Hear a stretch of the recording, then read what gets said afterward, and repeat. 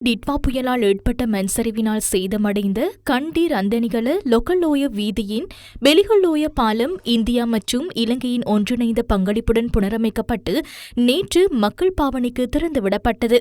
பாலம் இடிந்து விழுந்த 45 நாட்களுக்குள் வீதியில் போக்குவரத்தை வலிமைக்கு கொண்டு வருவதற்காக இந்த பெயிலி பாலம் இந்திய பாதுகாப்பு படையினராலும் இலங்கை ராணுவ பொறியியலாளர்களாலும் 10 நாட்களுக்குள் நிர்மாணிக்கப்பட்டது.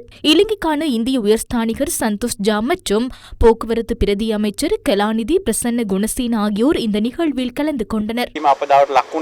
இலங்கையின் வீதிகள், பாலங்கள் புயலால் அதிகம் பாதிக்கப்பட்டிருந்தன. அதேபோன்று ரயில் மார்க்கங்கள் இந்திய அரசாங்கத்தின் கடன் அட்டை ஊடாக 450 மில்லியன் ரூபாய் கிடைக்கப்பட்டது.